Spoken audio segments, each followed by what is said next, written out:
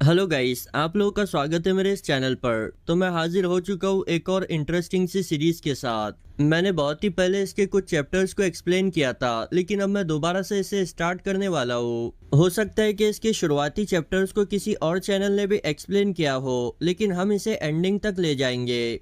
तो ये स्टोरी है एक ऐसे पर्सन की जिसके पास बिल्कुल भी टैलेंट नहीं होता, लेकिन उसका सपना होता है एक नाइट बनना। एक ऐसा नाइट जो कि बैटलफील्ड में हजारों की तादाद में सोल्जर्स को मार सकता है। सिर्फ उसकी प्रेजेंस ही वॉर के रिजल्ट को चेंज करने के लिए काफी होती है। मगर अपनी पूरी जी जान लगाकर मेहनत करने के बाद भी वो बैटलफील्ड में एक मामूली सोल्जर की तरह मारा जाता है। लेकिन यहाँ से उसकी असली कहानी शुरू होती है, क्योंकि उसे यह पता चलता है कि उसके पास एक ऐसी एबिलिटी है जिसकी वजह से वो मरने के बाद टाइम में एक दिन पहले आ सकता है। और फिर वो अपने इसी टाइम लूप में एक दिन पहले पहुंचने वाली एबिलिटी का यूज करते हुए किस तरह स्ट्रांग बनता है, इसे हम इस कहानी में देखेंगे।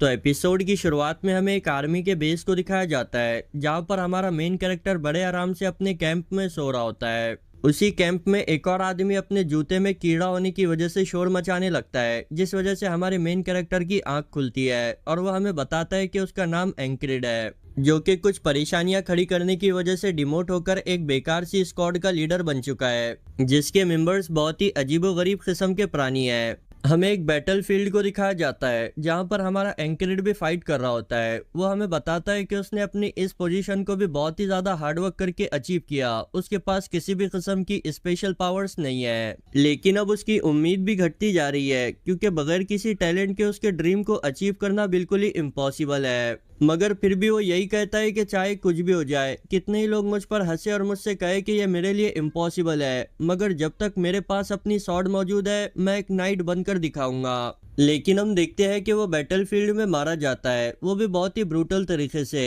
उसे ये रियलाइज होता है कि उसका अब तक का किया हुआ स्ट्रगल कितना ही बेकार था। वो बोलता है कि मुझे यकीन नहीं होता कि मेरा एंड इतना ज्यादा पैथेटिक होगा। उसे अब किसी का धुंधला सा चेहरा दिखाई देता है। वो अपने आप को एक अजीब से स्पेस में बैठा हुआ पाता है और अगले ही सीन में हम देखते हैं कि वो दोबारा से अपने बेड पर पहुंच गया होता है, सेम उसी दिन की सुबह में। वो बोलता है कि ये क्या था, क्या वो सब कुछ एक ड्रीम था। तभी उसके साथ बैठा हुआ आदमी अपने जूते से एक कीड़े को निकालता है, जिसे देखते ही उसे रियलाइज होता है कि नहीं, वो सब कुछ सही था। और फिर वो फिर से बैटलफील्ड में फाइट करने के लिए पहुंच जाता है, जहां उसकी मौत बिल्कुल वैसे ही होती है जैसे कि एक दिन पहले हमें दिखाई गई थी। वही एक सोल्जर लगातार उसे अपने एक सेम मूव के साथ मारता जा रहा होता है। वो फिर से अपने बेड पर उठकर हमें बताता है कि ये उसका चौथी बार था, यानी मरने के बाद वो सेम डे को कंटिन्यूअसली रिपीट किए जा रहा है। अब एक और बार हम उसे बैटलफील्ड में देखते हैं, जहां पर वही सोल्जर फिर से अपनी स्वॉर्ड लेकर उसकी तरफ ही बढ़ रहा होता है। एंक्रिड उसे देख उससे फाइट करने की कोशिश तो करता है, लेकिन उसके सेम मूव से वो 17वीं बार मारा जाता है।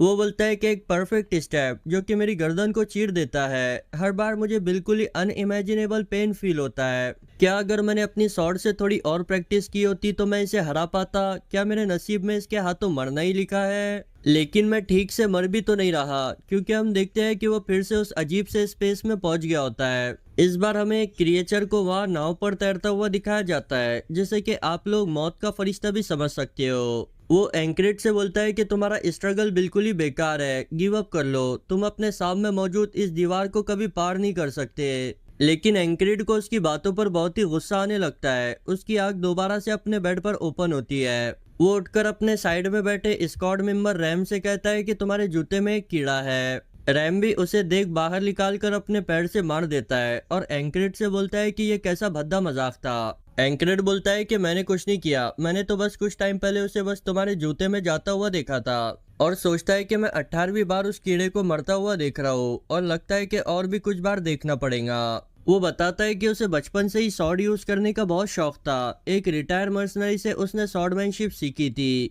वो मर्सनरी ट्रेनिंग देने के बाद एंकरेज को इनकरेज करते हुए बोलता है कि तुम बहुत ही टैलेंटेड हो, अगर तुम ऐसे ही आगे बढ़ते रहे तो एक दिन नाइट बनोगे। अब इसी बात को हमारे एंकरेज ने अपने दिलो दिमाग में बिठा लिया होता है। वो बोलता है कि एक नाइट, एक ऐसा योद्धा जो कि बैटलफील्ड में हजारों सोल्जर्स की जान लेता है, सिर्फ उसकी प्रेजेंस ही काफी होती है पूरे जंग के रिजल्ट को चेंज करने के लिए। एक इनक्रेडिबल हीरो, मुझे भी वही बनना है। मैं यही सोचकर अपने विलेज से निकल गया। फिर हम एक होटल में कुछ लोगों को हंसता हुआ देखते हैं। उनमें से एक बोलता है कि हे, क्या तुमने उस नए आए लड़के को देखा? दूसरा बोलता है कि हाँ, वो तो गली के कुत्तों से भी डरता है और कह रहा था कि एक नाइट बनेगा। एंक्रेड बताता है कि उसे विलेज से बाहर आने के बाद पता चला कि वो बिल्कुल ही ऑर्डिनरी है, उसके पास कोई टैलेंट नहीं, लेकिन गिव अप करने के लिए ये अब भी बहुत ही जल्दी थी। वो यही सोचकर मेहनत करता रहा कि हार्डवर्क तुम्हें कभी बिट्रे नहीं करेगा। वो कंटिन्यूसली ट्रेनिंग करता गया। एक्सपीरियंस हासिल करने के लिए उसने अपनी जान भी जोखिम में डाली, ये सोचकर कि शायद वक्त के साथ उसमें सुधार देखने को मिलेगा। लेकिन उसकी सारी उम्मीदें उस वक्त मिट्टी में मिल गई जब वो एक 12 साल के बच्चे से डुएल में हार गया। वो बच्चा एंक्रिड से कहता है कि अंकल, आप काफी वीक हो। इस हार के बाद एंक्रिड की पूरी दुनिया हिल जाती है। वो वही बैठे बैठे सोचता है कि अच्छा, तो क्या यही डिफरेंस है एक ऑर्डिनरी और एक टैलेंटेड इंसान के बीच? मेरी इतनी सालों की हुई मेहनत उस बच्चे की 6 महीने की ट्रेनिंग के सामने बिल्कुल ही बेकार है। क्या मेरे पास दूसरा कोई रास्ता नहीं? अब हमें यहाँ ये दिखाया जाता है कि आखिर क्यों वो हमारी इस कहानी का मेन कैरेक्टर है, क्योंकि इतनी ब्रूटल रियलिटी को फेस करने के बाद भी वो पूरी रात अपनी शॉट से प्रैक्टिस करता है। वो बोलता है कि मैं अपने खाने पीने और सोने के टाइम को कम कर दूंगा ताकि मुझे प्रैक्टिस के लिए ज्यादा से ज्यादा टाइम मिल सके, और हाँ, मैं एक नाइट बन कर दिखाऊंगा। इसी तरह 3 साल की कड़ी मेहनत के बाद प्रेजेंट टाइम में वो हमें बताता है कि वो सिप्रस डिवीजन में मौजूद सेकेंड रेट स्क्वाड का एक कमांडर बन चुका है। यही वो पोजीशन है जिसे कि उसने एंडलेस ट्रेनिंग के बाद हासिल किया, जो कि यहाँ वहाँ फिर रहे मर्सनरी से तो काफी बेहतर है। वो अपने स्क्वाड के मेंबर जैक्सन से कहता है कि हे, क्या तुम मेरे बदले की मॉर्निंग रोटेशन ड्यूटी करोगे?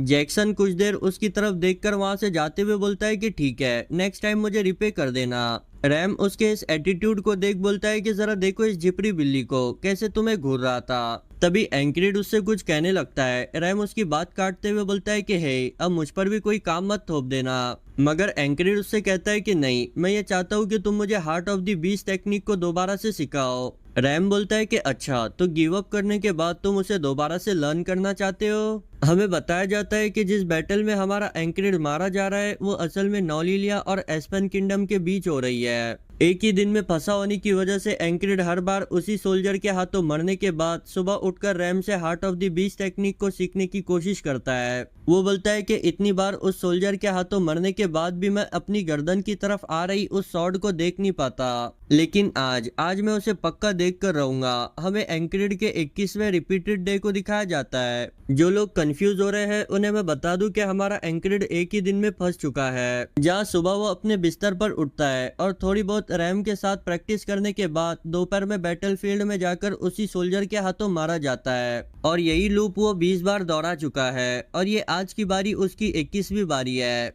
जिसमें वो उस पूरे बैटलफील्ड की सिचुएशन को मेमोराइज कर चुका है कि कौन सा सोल्जर उस पर कब और कहां से अटैक करेगा, और फिर उसी हिसाब से वो रिएक्ट करते हुए बताता है कि अब उसका स्क्वाड मेंबर विल मारा जाएगा। हमें एक तीर को उसकी तरफ आता हुआ दिखाया जाता है जिसे कि एंक्रिड ब्लॉक कर देता है, और फिर एक और सोल्जर जब उस पर अटैक कर रहा होता है तो एंक्रिड उसकी गर्दन को काट देता है। तो इस तरह उसने अपने आज के पहले गोल को कंप्लीट किया होता है, जो कि अपने साथी स्क्वाड मेंबर को बचाना था। फिर वो मुड़कर अपने दूसरे गोल की तरफ देखने लगता है, वही एनिमी सोल्जर जो कि अपने रास्ते में आने वाले सभी सिपाहियों की गर्दन में अपनी स्वॉर्ड को घुसाए जा रहा है। एंक्रिड बोलता है कि वो हर बार इसी के हाथों मारा जाता है। अब तक इस बंदे ने 20 बार एंक्रिड के गले में अपनी स्वॉर्ड को घुसाकर उसे मार चुका है। अब वो फिर से एंक्रिड पर अटैक करने के लिए उसकी ओर बढ़ता है। एंक्रिड बोलता है कि इस बार तो मैं सरवाइव करके रहूंगा। हमें रैम के साथ उसके ट्रेनिंग सेशन को दिखाया जाता है, जिसमें रैम उसे सिखा रहा होता है कि तुम्हें हर डेंजर सिचुएशन में अपनी आंखों को खुला रखना है। वो बड़ी स्पीड से अपनी कुराड़ी को घुमाकर एंक्रिड की गर्दन की तरफ ले जाता है और उसे बताता है कि जरा देखो किस तरह तुमने अपनी आंखों को बंद कर लिया। अगर तुम ऐसा बैटलफील्ड पर करते हो तो बहुत जल्दी मारे जाओगे। तुम्हें बहादुर बनना होगा, तुम्हें वो बीस्ट बनना होगा जिसे मौत के बारे में कुछ नहीं पता। इसे ही कहते हैं heart of the beast. Present time में वो सोल्जर एंक्रिड पर अपनी स्वॉर्ड से अटैक करता है, मगर हम देखते हैं कि एंक्रिड अपनी आंखों को बिल्कुल भी बंद नहीं करता।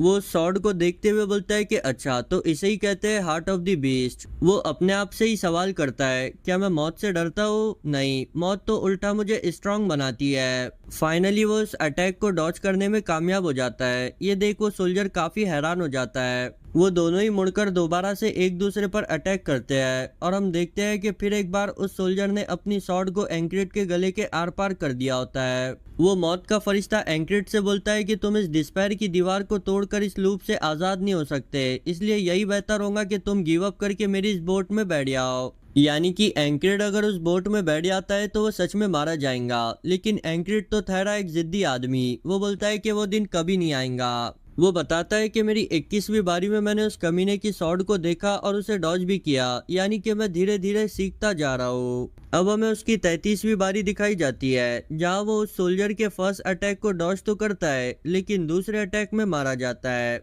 वो बोलता है कि यार ये बंदा कुछ ज्यादा ही फास्ट है। अब जब वो मर रहा होता है तो उसकी नजर अपने गले में पहने हुए लॉकेट पर पड़ती है। वो बताता है कि जब वो एक फ्री मर्सनरी हुआ करता था तो उस वक्त उसने कुछ मॉन्स्टर्स को मारने की रिक्वेस्ट ली थी। असल में उसका ऐसा कुछ करने का इरादा तो नहीं था, लेकिन एक छोटे से विलेज के लोगों ने उससे मदद मांगी थी। अब एक नाइट का ये फर्ज होता है कि वो लोगों की मदद करे, इसलिए हमारे एंक्रिड ने इस रिक्वेस्ट को एक्सेप्ट कर लिया, जिसे पूरा करने के बाद इनाम के तौर पर उसे मिला एक लॉकेट। इससे भद्दा मजाक और क्या ही हो सकता है। जरा सोचो कि आप किसी काम को करने में अपनी जान जोखिम में डालते हैं और सामने वाला आपको इनाम के तौर पर एक लकी चार्म बोलकर लॉकेट दे देता है। मगर यहाँ पर एक ट्विस्ट होता है। वो बूढ़े आदमी ने एंक्रिड को ये कहकर वो लॉकेट दिया होता है कि तुम अपनी जिंदगी में उस चीज को अचीव कर लोगे जिसे तुम सबसे ज्यादा चाहते हो। प्रेजेंट टाइम में एंक्रिड मरते हुए उस लॉकेट की तरफ देखकर सोचता है कि अच्छा, तो क्या यही रीजन है कि मैं मर नहीं रहा हूँ, क्योंकि मैं अब तक एक नाइट नहीं बना।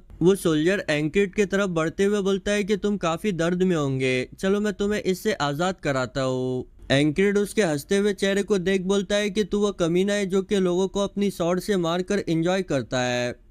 फिर से हमें उसी दिन की शुरुआत दिखाई जाती है। इस बार एंक्रिड रैम से बोलता है कि मैंने तुम्हारे जूते में एक कीड़े को डाला है। रैम ऐसे भद्दे मजाक पर उस पर चिल्ला रहा होता है। एंक्रिड उससे कहता है कि हे, क्या तुम मुझे हार्ट ऑफ द बीस्ट सिखाओगे। फिर हम उन्हें ट्रेनिंग करता हुआ देखते हैं, जहाँ रैम जब अपनी कुराड़ी से एंक्रिड पर अटैक करता है तो वो उसे आसानी से डॉज कर लेता है, जिसे देख रैम तो कम्प्लीटली शॉक हो गया होता है। वो बोलता है कि आखिर तुमने ये कैसे किया। एंक्रिड बोलता है कि मैं ट्रेनिंग कर रहा था। रैम बोलता है कि ये हो ही नहीं सकता कि कोई मेरी फैमिली टेक्निक को इतनी आसानी से लर्न कर ले।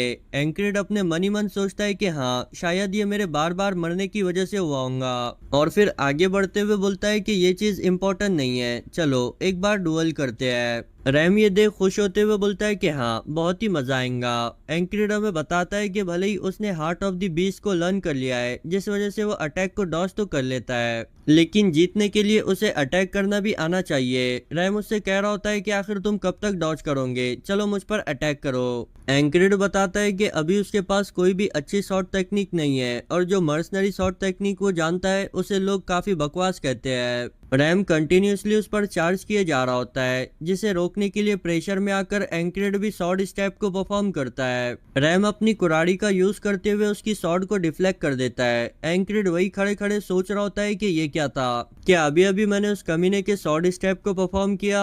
लगता है कि कई बार मरने की वजह से मेरी बॉडी उसे याद कर चुकी है।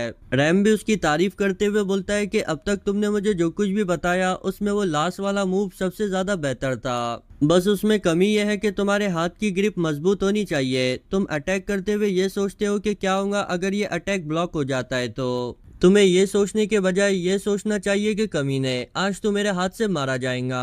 अब एंक्रिड उसके इतने खतरनाक एक्सप्लेनेशन को सुनकर बोलता है कि अच्छा, तो ओवरऑल मुझे अपने हाथ की ग्रिप और अपने अटैक में कॉन्फिडेंस को इंक्रीज करना होगा। उस कमीने और मेरे स्टेप के बीच यही डिफरेंस है कि मुझे अपनी शॉट में कॉन्फिडेंस नहीं है। और फिर वो फिर से उस सोल्जर के हाथों मरने के बाद रैम के साथ ट्रेनिंग करने लगता है, और यही चीजें रिपीट होते जाती है। सच कहूँ तो हमारे एंक्रिड को एक दिन में सुबह से लेकर शाम तक सिर्फ 10 से 12 घंटे मिल पाते हैं, जिनमें से कुछ घंटे तो उसके जंग में ही जाते होंगे, और फिर वो उसी साइकिल में फंसकर 123 दिन निकाल लेता है। 124वें दिन हम उसे रैम के साथ ट्रेनिंग करता हुआ देखते हैं, जहाँ पर वो अपना एक जोरदार स्टैब अटैक करता है, जिसे कि रैम अपनी कुराड़ी से डिफ्लेक्ट करने की कोशिश तो करता है, लेकिन वो ऐसा नहीं कर पाता। तो फाइनली हमारे एंक्रिड ने उस स्टैब अटैक को लर्न कर लिया होता है। रैम उससे बोलता है कि हे, क्या तुम्हारा दिमाग जगह पर है। तुम्हारे हाथ से खून बह रहा है, लेकिन फिर भी तुम किसी पागलों की तरह हंसे जा रहे हो। फिर हमें बैटलफील्ड को दिखाया जाता है, जहाँ पर हमारा एंक्रेड उसी सोल्जर के सामने अपने स्टेप को परफॉर्म करता है, लेकिन हम देखते हैं कि उसका स्टेप मिस हो जाता है और इस बार भी उसकी डेथ हो जाती है। वो बोलता है कि मेरा पहला अटेम्प्ट फेल हो गया, लेकिन ना ही मैंने अपनी आंखें बंद की और ना मैंने अपनी स्वॉर्ड को अपने हाथ से छोड़ा।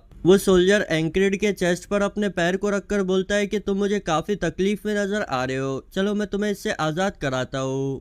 अब वो एंक्रेड को मारने ही वाला होता है कि एंक्रेड उससे बोलता है कि देखना, कल तुम मेरे हाथ से मारे जाओगे। वो सोल्जर हंसने लगता है और एंक्रेड को मार कर बोलता है कि तुम कल देखने के लिए जिंदा ही नहीं बचोगे। उस बेवकूफ को यह पता नहीं होता कि एंक्रेड के कल कहने का मतलब उसका आज है। फिर एक बार दिन की स्टार्टिंग में एंक्रेड रैम के जूते से निकले हुए कीड़े को मार देता है, जिस पर रैम उसे थैंक्स कहता है। एंक्रेड उससे बोलता है कि अगर तुम सच में मुझे थैंक्स कहना चाहते हो तो मेरी आज की गार्ड ड्यूटी को परफॉर्म करो। फिर वो बाहर आकर अपने एक स्क्वाड मेंबर क्रिस से कहता है कि मेरे लिए एक शाइनी आर्मर और डैगर का इंतजाम करो, मैं इसके लिए तुम्हें बाद में पे कर दूंगा। क्रिस बोलता है कि तुम हमारे बॉस हो, इसलिए मैं तुम्हें उधार दे रहा हूँ, वरना तुम ये जानते हो कि मैं किसी और पर फेवर नहीं करता। रैम ने एंक्रेड के चेंज हुए बिहेवियर को नोटिस कर लिया होता है। जैक्सन बोलता है कि ये सब कुछ तुम्हारी गलती है, क्योंकि तुम हमेशा अपना काम उसे करने के लिए कहते हो। रैम भी जवाब देते हुए बोलता है कि अच्छा, तो क्या तुम मेरी कुराड़ी का मजा चखना चाहते हो? तभी पीछे से एक और मेंबर आते हुए बोलता है कि गॉड आप सभी को ब्लेसिंग दे। रैम अब भी यही कह रहा होता है कि हमारा स्क्वाड कमांडर आज काफी इंटेंस नजर आ रहा है। एंक्रेड हमें बताता है कि ये उसका सेम डे को रिपीट करते हुए 125वां दिन है और जब कभी भी वो मरता है तो उसे इनक्रेडिबल अमाउंट में पेन फील होता है। क्या होगा अगर वो 1000 या 10,000 बार मरने के बाद भी उस वॉरियर को नहीं हरा पाता है? तो क्या उसके पास इसके अलावा और कोई चॉइस नहीं है? वैसे देखा जाए तो मैं पहले से काफी स्ट्रांग हो चुका हूँ। मैंने हार्ट ऑफ द बीस्ट सीखा और मैंने उस परफेक्ट स्टेप को भी लर्न किया। वो एक्साइटेड होते हुए बोलता है कि नहीं, अब मुझे किसी भी हालत में इस वॉल को सरपास करना ही होगा। मैं इस कर्ज के रूप में मिली हुई ब्लेसिंग को अच्छे से यूज करूंगा ताकि मैं अपने अल्टीमेट गोल को अचीव कर सकूं। हम उसे आर्मर और डैगर के साथ रेडी होता हुआ देखते हैं। वो बोलता है कि मुझे कंटिन्यूसली आगे बढ़ते रहना होगा। बैटलफील्ड में सायरन बजाए जाते हैं। हम इस बार एंक्रेड को उसकी पूरी स्क्वाड के साथ देखते हैं। दोनों ही किंगडम के दरमियान जबरदस्त बैटल स्टार्ट होती है। एंक्रेड बताता है कि वो यहाँ तक सिर्फ और सिर्फ 3 चीजों की वजह से सरवाइव कर पाया है। पहली है प्रिपरेशन, दूसरा है लक और तीसरा है ठंडा दिमाग। इस बार एंक्रेड की हमें पूरी बैटल को दिखाया जाता है कि किस तरह वो फाइट करता हुआ हर बार उसी सोल्जर से जा मिलता है और उसी के हाथों उसकी मौत होती है। वो बताता है कि जब 46वें दिन उसने एक अटैक को डॉज करने के लिए जमीन पर रोल किया तो किसी ने उसका सर फोड़ दिया और 71वें दिन एक कमीने ने पीछे से आकर मेरी टांग काट दी, लेकिन इस बार आर्मर की वजह से उसे कुछ नहीं होता और वो उसे मार देता है। फिर बताता है कि 90वें दिन किसी ने कुराड़ी फेंककर उसके सर को खोल दिया था, लेकिन इस बार वो उसे डॉज कर लेता है और फिर उसे डैगर फेंककर मारते हुए बोलता है कि इसे मैं 124 दिन से लर्न कर रहा था। फिर बारी आती है अपने स्क्वाड मेंबर वेल की जान को बचाने की। वो सबसे पहले तो वहां जाकर अपनी शील्ड से उस पर आने वाले एरो को ब्लॉक करता है और फिर सामने से अटैक कर रहे सोल्जर के गले को भी काट देता है। वो बोलता है कि फाइनली अब वक्त आ चुका है अपने स्कोर को सेट करने का।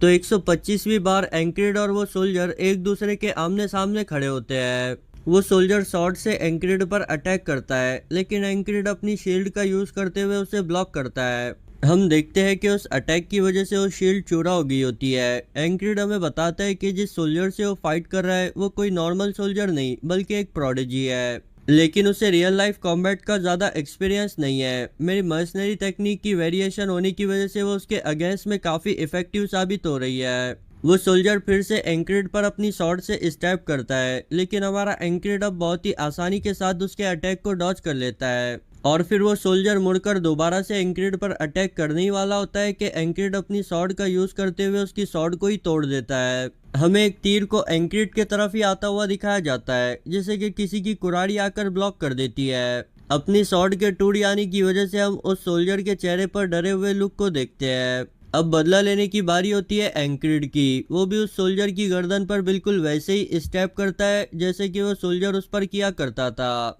अब वो सोल्जर एंक्रेड के सामने दर्द के मारे करा रहा होता है। एंक्रेड अपनी शॉट उठाते हुए बोलता है कि तुम काफी दर्द में होंगे, चलो मैं तुम्हें आजाद करा देता हूँ। हम देखते हैं कि फाइनली एंक्रिड ने उस सेम दिन को 125 बार रिपीट करने के बाद उस सोल्जर के गले को उड़ा दिया होता है। और भाई उसके चेहरे पर तो खुशी का कोई ठिकाना ही नहीं होता। वो बोलता है कि फाइनली फाइनली मैंने अपने सामने मौजूद उस वॉल को ब्रेक कर दिया। अब वो खुश हो ही रहा होता है कि कोई साइड से उसे एक जोरदार किक मारता है, जिस वजह से वो काफी दूर जा गिरता है। उस एक किक की वजह से ही उसे जबरदस्त पेन हो रहा होता है। उसके स्क्वाड मेंबर ये देख उसके लिए काफी परेशान हो जाते हैं। हम देखते हैं कि उसे मारने वाला पर्सन कोई इंसान नहीं बल्कि एक मेंढक यानी फ्रॉक होता है, जो कि बोलता है कि मैंने उस सोल्जर को सिखाने में काफी एफर्ट्स लगाए थे, मुझे यकीन नहीं होता कि वो तुम जैसे किसी से हार गया।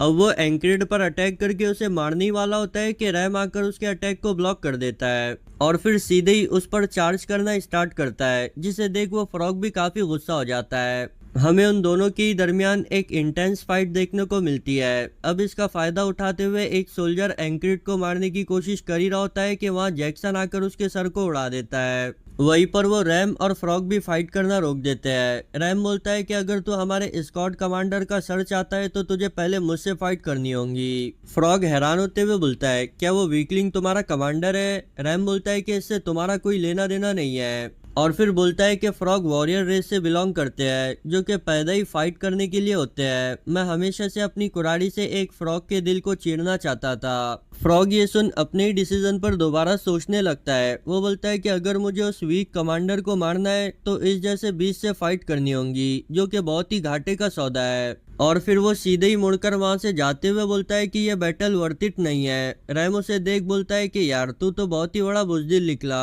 हम जैक्सन को देखते हैं, जो कि जख्मी हुए एंक्रिड को लेकर जा रहा होता है। उस पर अटैक कर रहे सोल्जर को रैम मार देता है और फिर एक और अटैक कर रहे सोल्जर को ऑडिन जमीन से चिपका देता है। और रही बात रैग्ना की, तो उसने अपनी एक स्विम में 3-3 सोल्जर को बीच से काट दिया होता है। यहाँ पर हमें एंक्रिड के स्क्वाड मेंबर्स की स्ट्रेंथ को दिखाया जाता है, जो कि बहुत ही मॉन्स्टरस है। अब उन्हें रिट्रीट करने का ऑर्डर मिलता है, जिसे सुन वापस से सभी एस्पेन किंगडम के सोल्जर्स अपने बेस की तरफ जाने लगते हैं। अब हम एंक्रिड को दोबारा से उसी जगह पर देखते हैं। वो मौत का फरिश्ता उससे कहता है कि भले ही तुमने इस वॉल को ब्रेक कर दिया, लेकिन एक के बाद एक ऐसी वॉल अपीयर होती रहेंगी, इसलिए गिव अप करके मेरी नाव में बैठ जाओ, क्योंकि तुम्हारी किस्मत में सिर्फ और सिर्फ डिस्पेयर लिखा है। एंक्रिड उससे बोलता है कि ये वॉल्स मुझे ओवरकम करने के लिए बनाई गई है। मौत का फरिश्ता हंसते हुए बोलता है कि ठीक है, मैं भी देखता हूँ कि आखिर तुम ये कब तक सह पाते हो। फिर हम देखते हैं कि हमारे एंक्रिड की आंख दोबारा से अपने बेड पर ओपन होती है, लेकिन वो देखता है कि इस बार वो अपने टेंट में नहीं बल्कि इन्फर्मरी कैंप में मौजूद है।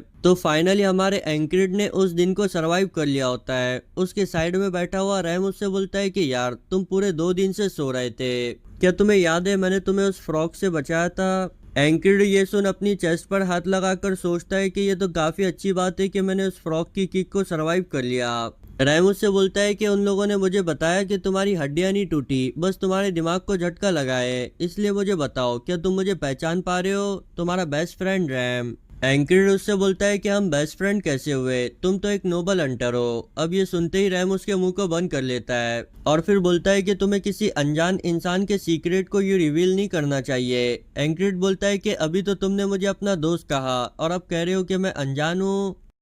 और फिर हमें बताता है कि उसने फाइनली उस रिपीट होने वाले दिन को सरवाइव कर लिया। साइड में बैठा हुआ क्रिस उससे कहता है कि तुम्हें मुझे इस हॉस्पिटल के बिल का 3 गुना ज्यादा पे करना होगा।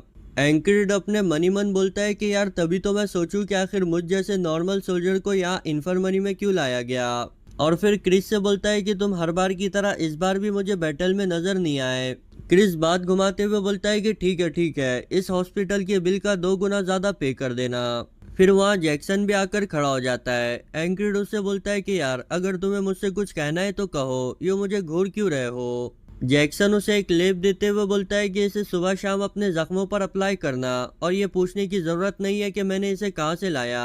एंक्रिड ये देख सोच रहा होता है कि जैक्सन कभी भी अपनी चीजों को दूसरों के साथ शेयर करना पसंद नहीं करता, लेकिन पता नहीं उसने मुझे ये क्यों दिया है। फिर हम ऑडिन को देखते हैं, जो कि वही सिराने से बैठा दुआ करते हुए रो रहा होता है। एंक्रिड उससे बोलता है कि यार अब बस भी करो, मैं मरा थोड़ी ना हूँ। अब हमें रात का सीन दिखाया जाता है, जहाँ पर एंक्रिड बोलता है कि यार पता नहीं वो लोग इतने चक्कर क्यों मार रहे हैं, लगता है कि उन्हें मेरी फिक्र हो रही है। तभी वहां पर रैग्ना आ जाता है।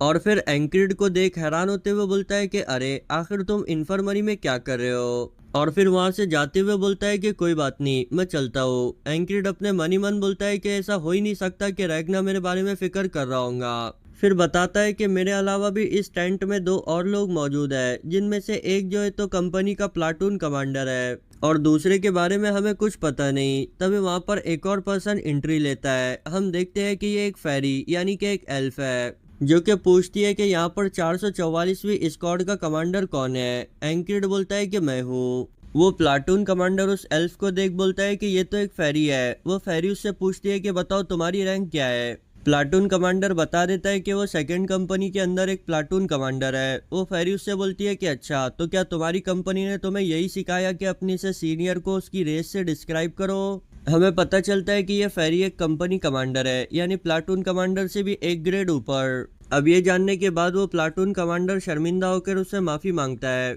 अब फेरी एंक्रिड से बोलती है कि मैंने सुना है कि तुम अपने स्क्वाड मेंबर्स को अच्छी तरह संभाल रहे हो। मैं उम्मीद करती हूँ कि तुम आगे भी ऐसे ही करोगे। एंक्रिड सोचता है कि ये क्या ये मुझे सिर्फ इतना ही कहने के लिए यहाँ पर आई थी। फिर वो जाते हुए उस कैंप में मौजूद तीसरे पर्सन का नाम पूछती है, जो कि हेजिटेट करते हुए बताता है कि उसका नाम क्रांग है। अब इसी तरह हमारे एंक्रिड का एक और दिन इन्फर्मरी में बीत जाता है। वो अपने आप को देखते हुए बोलता है कि मेरी बॉडी अब कम्प्लीटली हील हो चुकी है, लगता है कि मुझे दोबारा से ट्रेनिंग स्टार्ट कर देनी चाहिए। फिर वो अपना ड्रेस पहनकर वहां से जाने लगता है तो वहां मौजूद प्लाटून कमांडर उसका मजाक उड़ाते हुए बोलता है कि जरा देखो तो, सबसे लोवेस्ट रैंक सोल्जर होने के बावजूद कैसे टफ होने की एक्टिंग कर रहा है। लेकिन वहां बैठा क्रांग बड़े ध्यान से उसे देख रहा होता है। अब एंक्रिड बोलता है कि उसने अपनी पास की बैटल में एक काम का मूव यानी वो परफेक्ट स्टेप सीखा है, लेकिन क्या होगा अगर उसका वो अटैक फेल हो जाता है तो। अपने आप को सिर्फ एक मूव के सहारे रखना बेवकूफ़ी होगी, क्योंकि अगर मेरा अपोनेंट रैम जैसा कोई होता है तो फिर मैं बहुत ही बुरी तरह मारा जाऊंगा।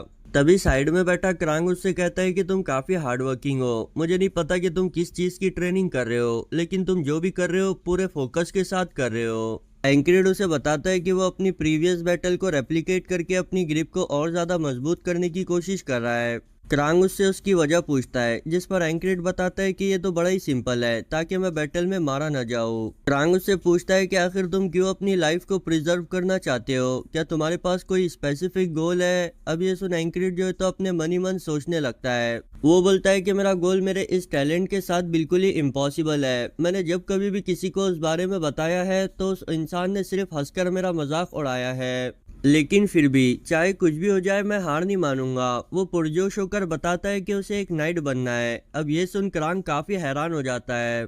एंक्रिड उसे देख बोलता है कि तुम वो पहले इंसान हो जिसने मेरी इस बात पर हंसा नहीं। क्रांग बोलता है कि यार मैं ऐसा करना ही भूल गया, असल में अचानक से मुझे कुछ काम याद आ गया। वो वहां से जाते हुए बोलता है कि एंक्रिड अगर तुम नाइट बनते हो तो मुझे भूल मत जाना। फिर दूसरे दिन की सुबह हम कुछ लोगों को गीत गाता हुआ देखते हैं। हम देखते हैं कि इन्फर्मरी में राशन लेट होने की वजह से प्लाटून कमांडर चिल्ला रहा होता है। एंक्रिड भी अपनी ट्रेनिंग स्टार्ट करने से पहले मॉर्निंग वॉक करने का डिसाइड करता है, जहां रास्ते में उसकी मुलाकात होती है जैक्सन से, जो कि उससे उसकी इंजरीज के बारे में पूछता है। एंक्रिड उसे शुक्रिया कहते हुए बताता है कि उसका दिया हुआ लेप काफी कारामद साबित हुआ। जैक्सन बोलता है कि अगर तुम सच में शुक्रगुजार हो तो फिर दोबारा से अपनी ड्यूटी पर लौट आओ। इसी तरह रात हो जाती है, जहाँ क्रांग एंक्रिड को गुड नाइट कहकर सो जाता है। एंक्रिड भी हमें बताता है कि आज के दिन उसने कुछ भी स्पेशल नहीं किया।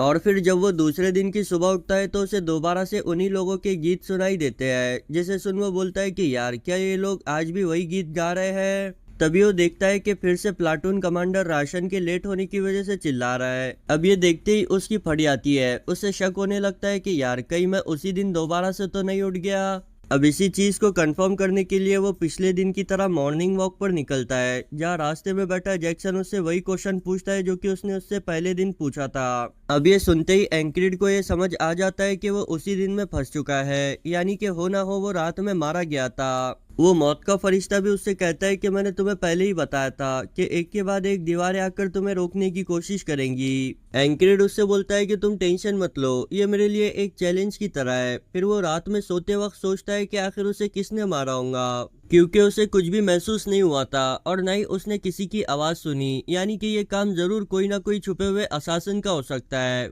वो असासिन हम में से ही कोई एक होना चाहिए, क्योंकि उसे हमारे बेस की इन्फर्मरी की लोकेशन के बारे में पता है।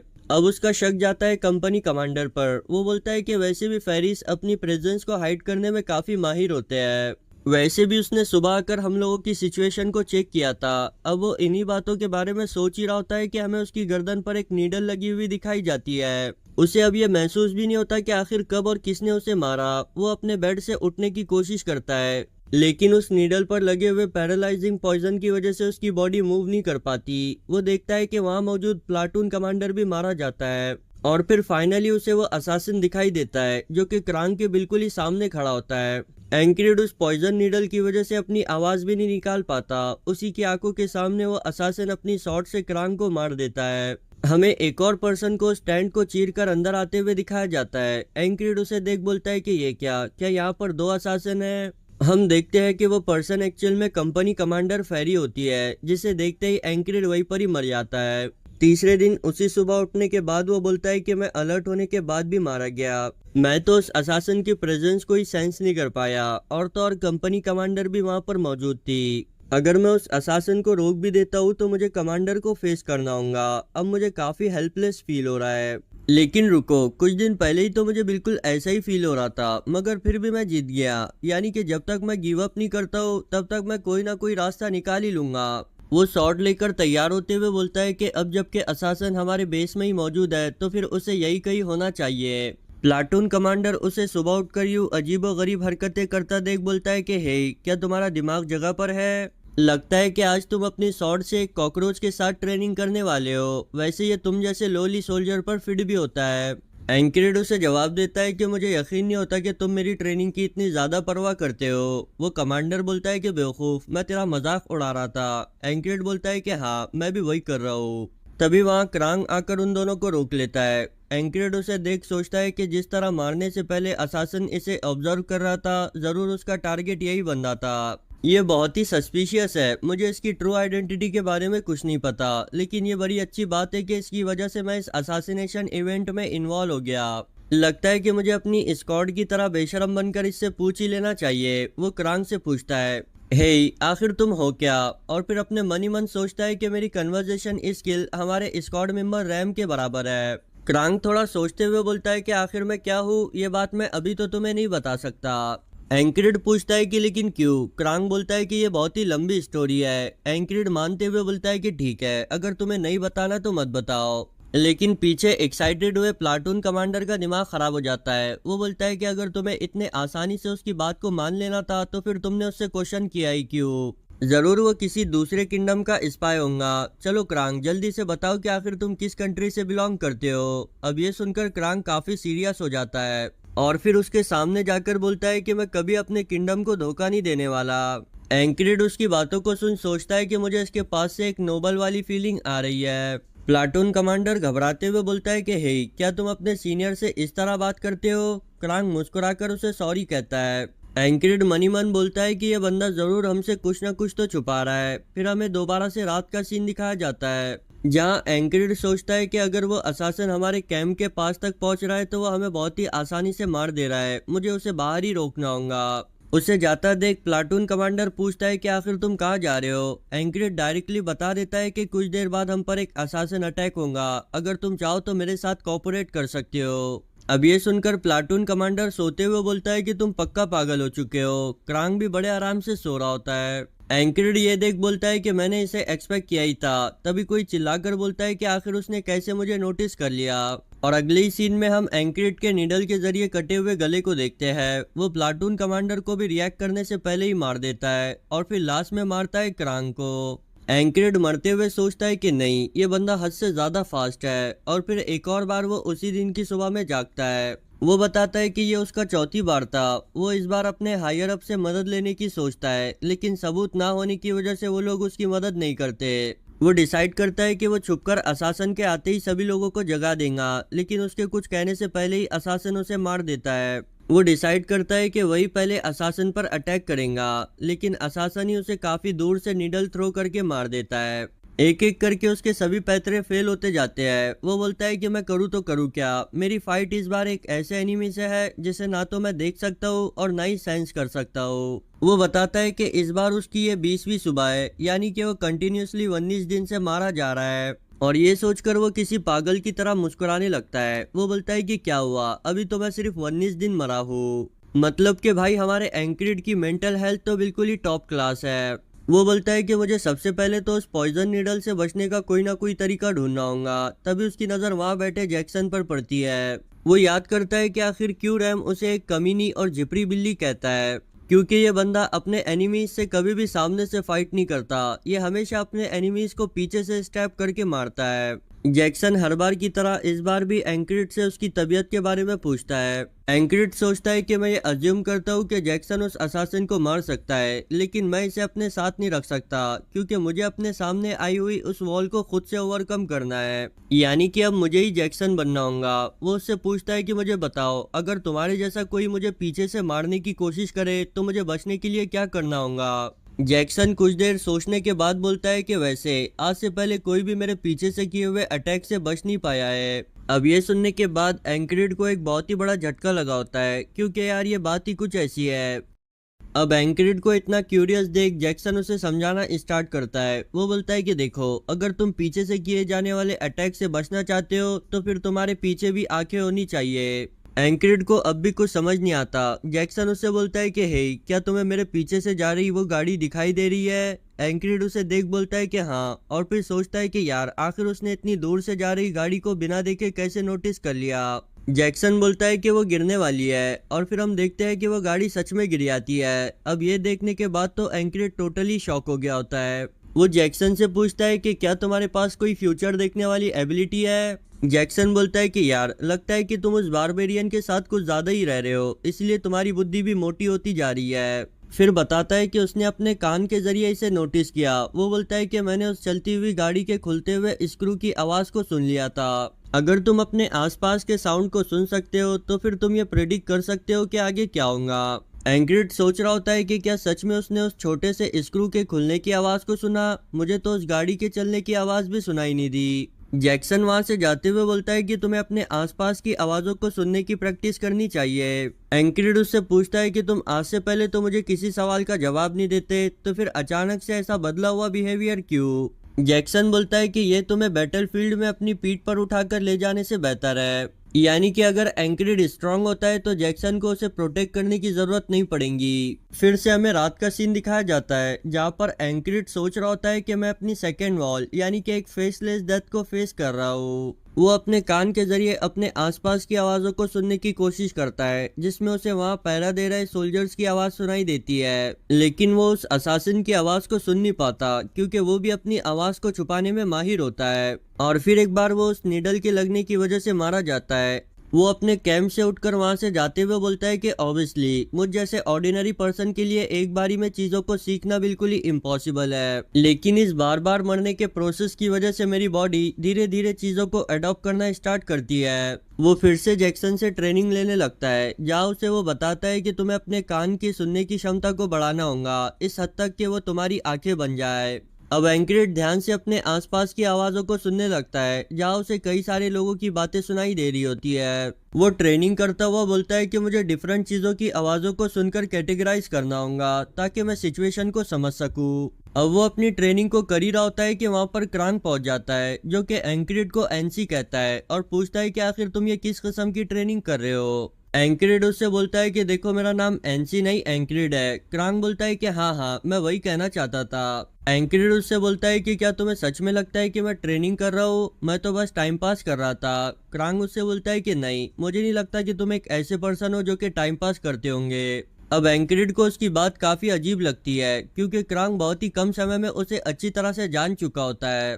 रात के टाइम हम देखते हैं कि वो दोनों फिर उस असासिन के हाथों मारे जाते हैं। ये सिलसिला कंटिन्यूसली चले जा रहा होता है। एंक्रिड पूरा दिन आवाजों को सुनने की कोशिश करता है और रात में उस असासिन के हाथों मारा जाता है। ऐसे ही करते करते एंक्रिड को एक ही दिन में फंसे हुए पूरे 34 दिन हो जाते हैं। 35वें दिन की सुबह भी वो अपने आवाजों को सुनने की प्रैक्टिस कर रहा होता है कि तभी वो अपनी आंखों को खोलकर अपने सामने की ओर देखता है, जहाँ क्रांग फिर से उससे बात करने के लिए आया होता है। क्रांग ये देख बहुत ही हैरान होता है। वो बोलता है कि मैं खामोशी के साथ आ रहा था ताकि तुमको ट्रेनिंग में डिस्टर्ब ना हो, लेकिन फिर भी तुमने मुझे नोटिस कर लिया।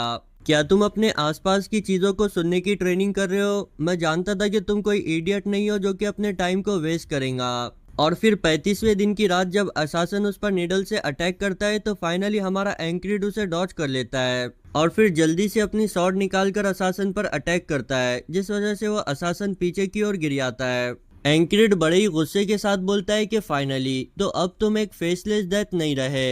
असासन ये सुन गुस्से से एंक्रिड पर अटैक कर देता है, जैसे कि एंक्रिड डॉज करते हुए बोलता है कि यार क्लोज कॉम्बैट में ये बंदा उस स्टैप करने वाले कमीने जितना माहिर नहीं, इसलिए मैं इसे हैंडल कर सकता हूँ। वो देखता है कि प्लाटून कमांडर की गर्दन पर वो नीडल लग चुकी है, जबकि क्रांग अब भी होश में है। अब असासन के आते हुए अटैक को एंक्रिड ब्लॉक करते हुए बोलता है कि नहीं, मुझे इसे इजी नहीं लेना चाहिए क्योंकि ये अब भी एक एक्सपीरियंस असासन है। और उसकी ये बात सही भी निकलती है क्योंकि वो उस असासन के फेंके हुए डैगर से काफी बाल बाल बचता है।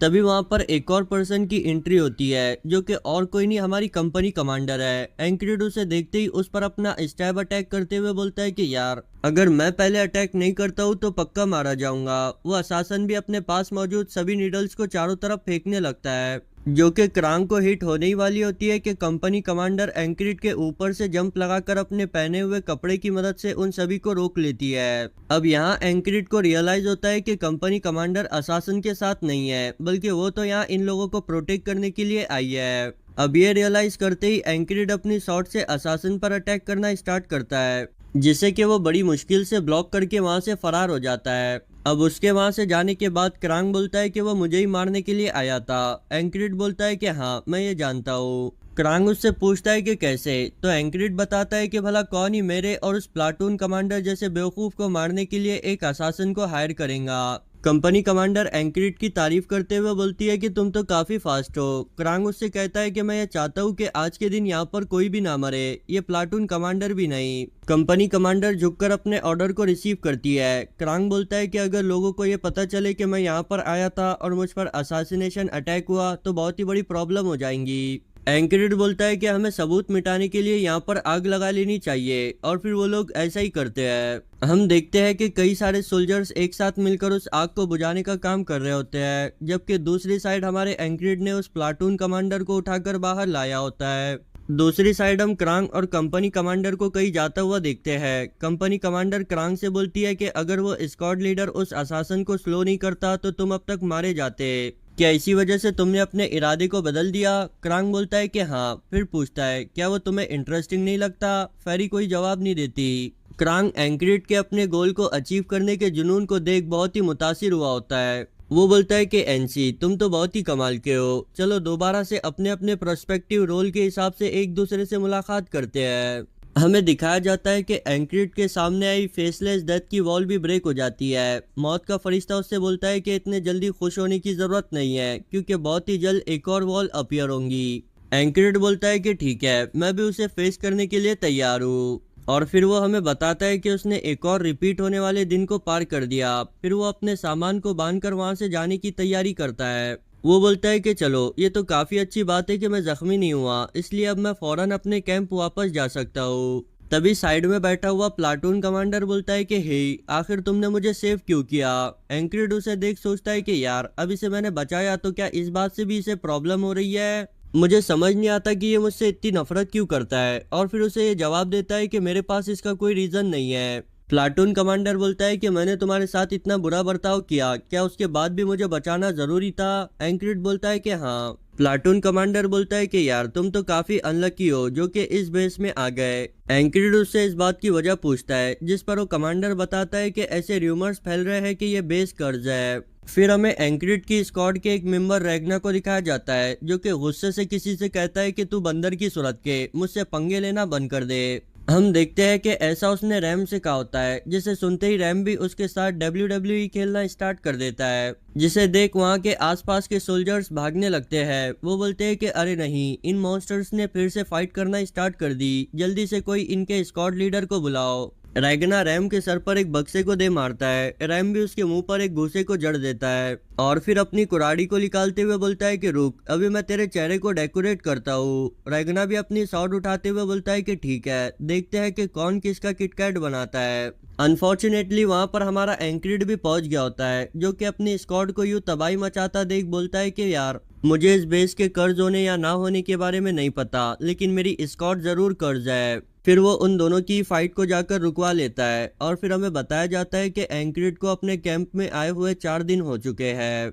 एंक्रिड अपने बेड पर लेटा होता है कि तभी वो अचानक से अपनी आंखों को ओपन करता है और देखता है कि जैक्सन उसके करीब ही मौजूद है। जैक्सन उससे बोलता है कि मैं तो चुपचाप यहाँ से जा रहा था, कहीं मैंने तुम्हें जगह तो नहीं दिया। एंक्रिड बोलता है कि नहीं, मैं भी ट्रेनिंग करने के लिए अभी उठने ही वाला था। जैक्सन बोलता है कि तुमने अभी अभी आवाजों को सुनना स्टार्ट किया है और देखो कितने बेहतर हो चुके हो। एंक्रिड बोलता है कि ये सब कुछ तो सिर्फ मेरी कंटिन्यूसली की हुई ट्रेनिंग का नतीजा है। जैक्सन वहां से जाते हुए बोलता है कि लगे रहो, मैं बाद में तुम्हें और भी कुछ सिखाऊंगा। अब एंक्रिड बताता है कि बैटल कभी भी स्टार्ट हो सकती है, इसलिए मुझे ट्रेन करते हुए अपने वक्त को अच्छी तरह यूटिलाइज करना होगा। हमें उसकी बढ़िया सी फिजिक भी दिखाई जाती है। अब वो ट्रेनिंग करके वापस अपने कैंप में जा ही रहा होता है कि कोई उससे कहता है कि ब्रदर स्क्वाड लीडर, क्या आपने अपनी मॉर्निंग ट्रेनिंग को खत्म कर लिया? हम देखते हैं कि ये हमारा ऑडिन होता है जो कि एक भारी भरकम पत्थर को अपने पीठ पर रखकर एक हाथ से पुशअप लगा रहा होता है। फिर वो उस पत्थर को फेंककर एंक्रिड के सामने खड़ा होकर बोलता है कि ये तो काफी अच्छी बात है, एक वेल ट्रेन बॉडी भी वेपन होती है, इस तरह तुम उस फ्रॉग की किक को भी सरवाइव कर लोगे। वैसे तुम अभी काफी पतले हो, तुम्हें और ट्रेनिंग की जरूरत है। एंक्रिड बोलता है कि मैं पतला नहीं बल्कि तुम कुछ ज्यादा ही ह्यूज हो, वैसे मैं तुम्हारी बताई हुई टेक्निक को भी प्रैक्टिस करूंगा। फिर कैंप के इनसाइड में हम रैम को देखते हैं जो कि लात मारकर रैगना को अपने बिस्तर से नीचे गिरा देता है और फिर उससे कहता है कि आलसी कहीं के, ये तेरा ड्यूटी का टाइम है और तू अब भी सो रहा है। रैगना नींद में ही रेंगते हुए अपनी सॉर्ड की तरफ जाने लगता है और फिर अपनी सॉर्ड को उठाकर डायरेक्टली रैम पर अटैक करते हुए बोलता है कि भाड़ में जा। वो दोनों अब एक दूसरे से फाइट करने ही वाले होते हैं कि वहां पर एंक्रिड आ जाता है और उनसे बोलता है कि यार क्या तुम दोनों ने फिर से लड़ना स्टार्ट कर दिया? पीछे से ऑडिन भी बोलता है कि ब्रदर्स, लड़ाई झगड़े से हमें कुछ भी हासिल नहीं होता।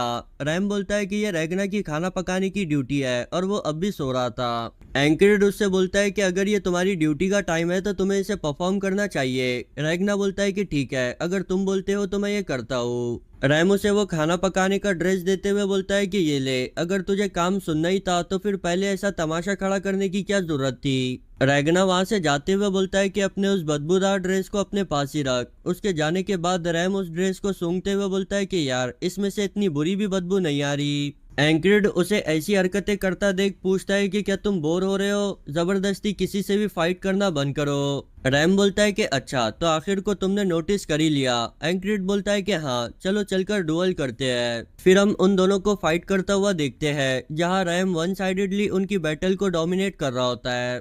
एंक्रिड अपने लर्न किए हुए उसी स्टेप मूव को परफॉर्म करता है जिसे कि इस बार रैम बड़ी आसानी से डॉच कर लेता है और फिर उसे गले से पकड़कर जमीन पर पटक देता है और बोलता है कि यार कब तक तुम उसी एक मूव को परफॉर्म करोगे, मैं तो अब बोर हो चुका हूँ। तुम अचानक से इम्प्रूव होना स्टार्ट हुए थे तो मैं तुमसे काफी कुछ एक्सपेक्ट कर रहा था, लेकिन अब तुम पहले की तरह डल हो गए। एंक्रिड अपने मन में बोलता है कि मुझ में इम्प्रूवमेंट अपने सामने आई वॉल को ब्रेक करने के बाद आता है। अगर देखा जाए तो मैं पहले से काफी बदल चुका हूँ, भले ही मुझे हजारों बार क्यों ना मरना पड़े, मैं स्ट्रांग बनूंगा। वो रैम को फिर से चैलेंज करते हुए बोलता है कि आ जाओ, इस बार मैं तुम्हें प्रॉपरली हराता हूँ। रैम बोलता है कि इसके स्किल्स काफी लैक करते हैं, लेकिन ये इसकी आंखों में मौजूद जुनून, ये मुझे मोटिवेट करता है इससे फाइट करने के लिए। अब उनके राउंड 2 के स्टार्ट होने से पहले बारिश स्टार्ट हो जाती है, जिस वजह से वो लोग वापस अपने कैंप में चले जाते हैं। हम देखते हैं कि एंक्रिड अब भी अपने कैंप में दरवाजे के पास खड़ा होकर अपने सेंसेस को ट्रेन कर रहा होता है।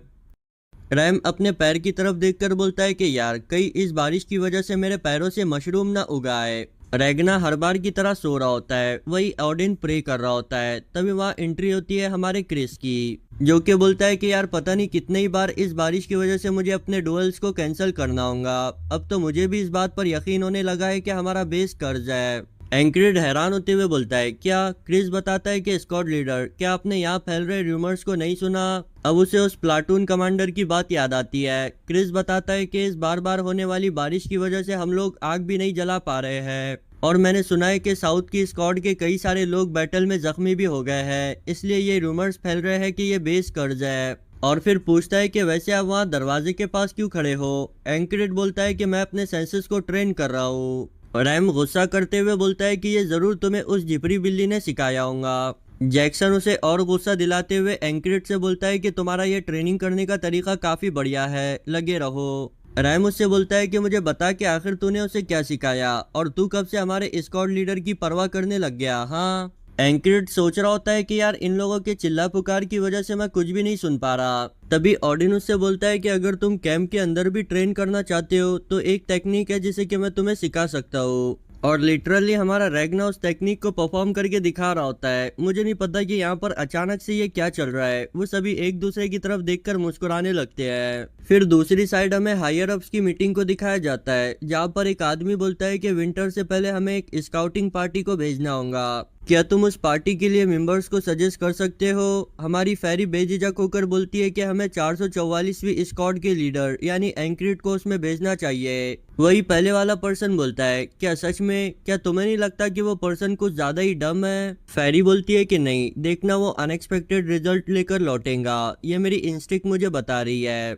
दूसरे दिन हम एंक्रिड को फेरी के कैंप में देखते हैं, जहां उसे स्काउट पार्टी को ज्वाइन करने का ऑर्डर मिलता है। फिर अपने कैंप में वापस आने के बाद क्रिस उससे पूछता है, कहीं तुमने कंपनी कमांडर को गुस्सा तो नहीं दिला दिया? आखिर वो तुम्हें स्काउट पार्टी में क्यों भेज रही है? एंक्रिड सोचता है कि क्रांग वापस चला गया है तो वो मैटर वहीं पर ही एंड हो जाना चाहिए था। अब मुझे भी नहीं पता कि आखिर उसने मुझे स्काउट पार्टी को ज्वाइन करने के लिए क्यों कहा। रैम उससे बोलता है, क्या तुम सच में जाने वाले हो? अगर तुम चाहो तो मैं तुम्हारी इससे बाहर निकलने में मदद कर सकता हूँ। एंक्रिड बोलता है कि मैं तुम्हारी तरह अपने सीनियर्स पर वेपन का यूज नहीं करने वाला। रैम बोलता है कि अरे नहीं नहीं, मैं तुम्हें ऐसा करने के लिए नहीं कहने वाला था। एंक्रिड बोलता है कि तुम तो चुप ही रहो, तुम्हारी हिस्ट्री भरी पड़ी है ऐसे कारनामों से। फिर वो ऑडिन को देखता है जो कि दुआ कर रहा होता है कि फादर, आखिर क्यों आप हमेशा अपने कमजोर बंदों को टेस्ट करते रहते हो? प्लीज हमसे हमारे प्रीशियस स्क्वाड लीडर को मत छीनिए। एंक्रिड सोचने लगता है कि भाई आखिर ये ऐसी दुआ क्यों कर रहा है जैसे कि मैं किसी मौत के सफर पे जा रहा हूँ।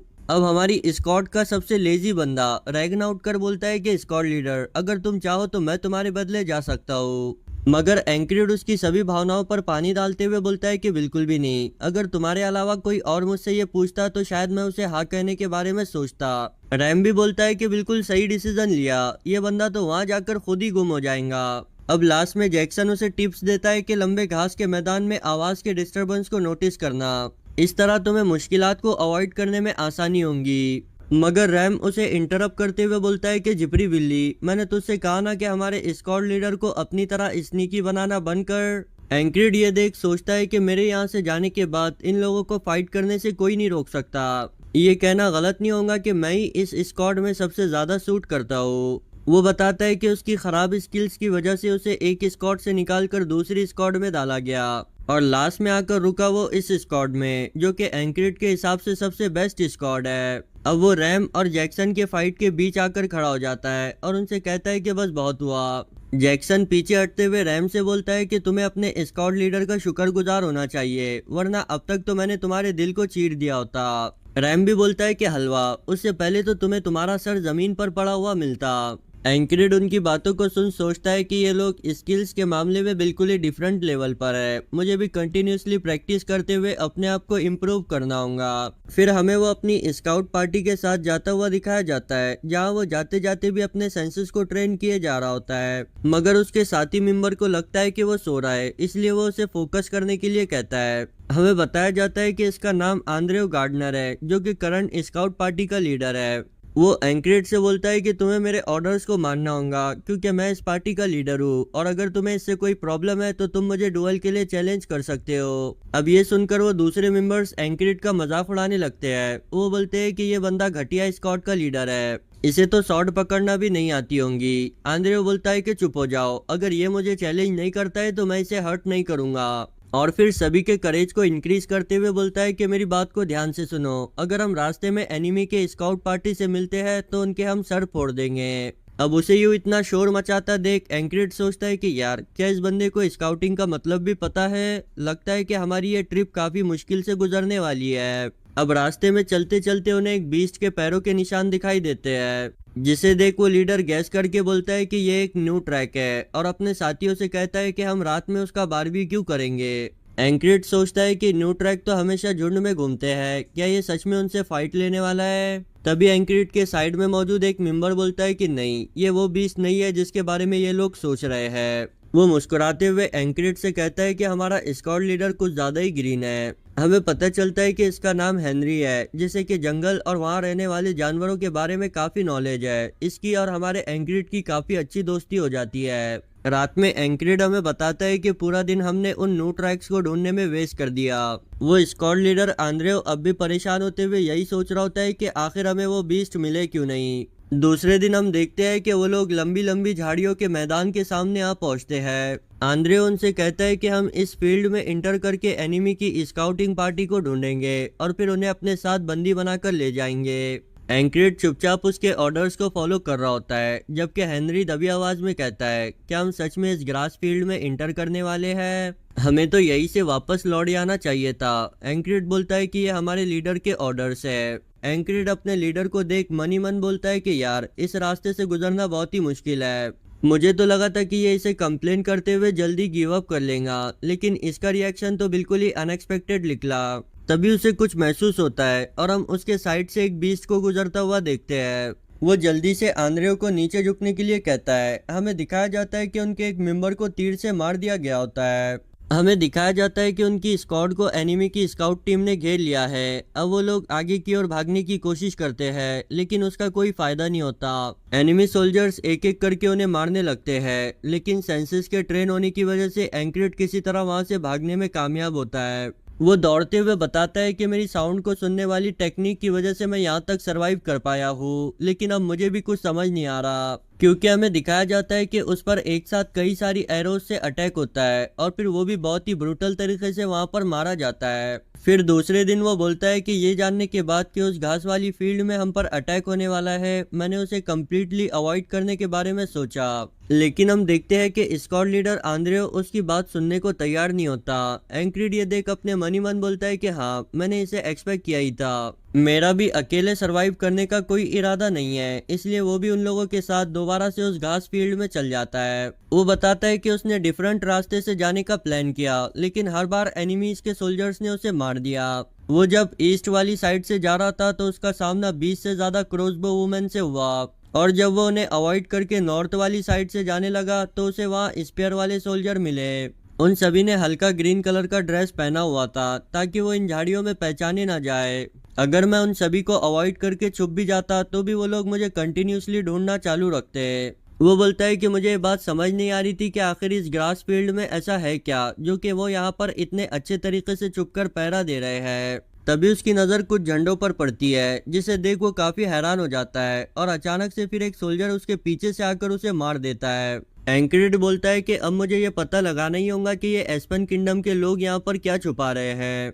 हमें फिर से स्क्वाड लीडर आंद्रेव को दिखाया जाता है, जो कि अपने साथियों को इस ग्रास फील्ड में जाने का ऑर्डर देता है। एंक्रिड सोचता है कि हम ऑलरेडी दर्जनों बार वहां जाकर मर चुके हैं, एक बार अगर हम वहां पर इंटर करते हैं तो फिर सरवाइव करने का कोई चांस नहीं। मगर मुझे ये पता लगाना है कि एस्पेन किंगडम के लोग यहाँ पर क्या छुपा रहे हैं। अगर मैं अपने इस ऑब्जेक्टिव पर से गिव अप कर लेता हूँ तो फिर मुझे यहाँ पर मरने की जरूरत नहीं है। लेकिन फिर से वो डिटरमाइन होते हुए बोलता है कि वो अपने सामने अपियर होने वाली वॉल को ओवरकम करके रहेगा, क्योंकि उसके पास यही इकलौता तरीका है स्ट्रांग बनने का। अब आंद्रेव फिर से एंक्रिड को पीछे रहने की वजह से उस पर चिल्लाने लगता है। उसके साथ वाला सोल्जर एंक्रिड से कहता है कि देखो, मैं जानता हूँ कि चीजें काफी डिफिकल्ट है, लेकिन तुम्हें उसकी बात सुननी चाहिए। एंक्रिड उसे जवाब देता है कि आखिर मैं ऐसा क्यों करूँ, हर चीज के सहने की एक लिमिट होती है। अब ये सुन वो सोल्जर काफी गुस्सा हो जाता है। एंक्रिड उसे साइड कर आगे की ओर जाते हुए बोलता है कि मुझे स्क्वाड लीडर से बात करने दो। आंद्रेव अपनी स्वॉर्ड निकालते हुए बोलता है कि अच्छा, तो क्या अब तुम मेरे ऑर्डर्स को नहीं सुनने वाले?